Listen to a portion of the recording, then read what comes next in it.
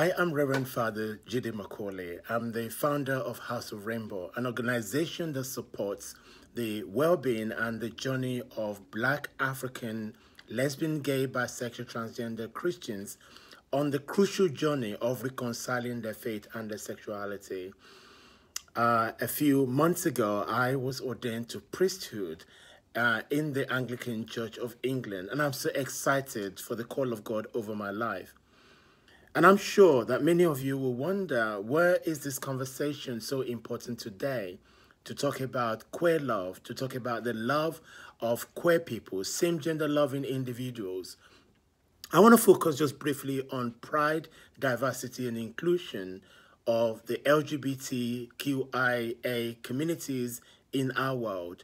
It is so important and so crucial today that we need to focus on the well-being of individuals who are different in our communities. For me, as a person, pride is important. Diversity and inclusion is essential. There is no doubt that many people go through many challenges in their own communities and also in their churches. It wasn't easy for me. I also had to go through many challenges. You know, I questioned my Christian faith. I questioned my love for God, God's love for me. But I've come to a conclusion that God loves me just the way I am.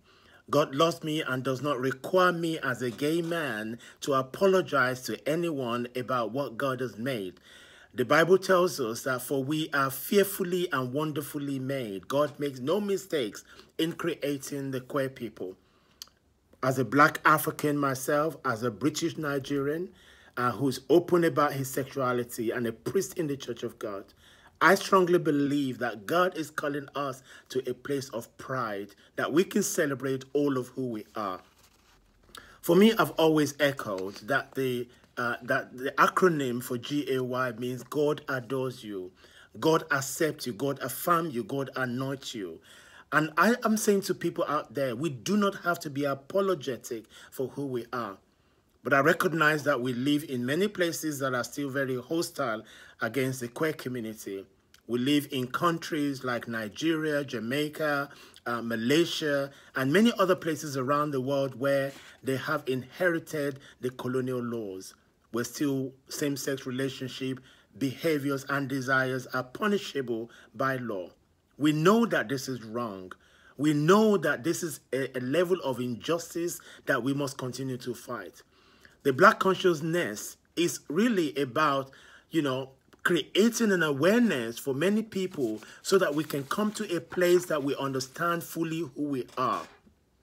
And I'm so glad and so happy that you've invited me to this festival.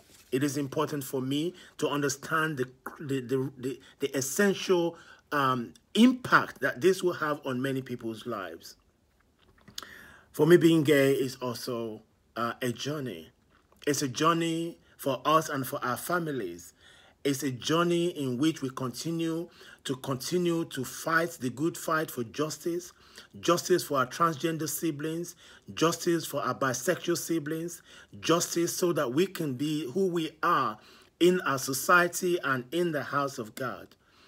And finally, for me, we need to own our truth. We live in environments that are extremely homophobic. Our workplaces, even our religious communities are homophobic. We need to own our truth. We need to live out our truth to the best that we can. We need to speak our truth.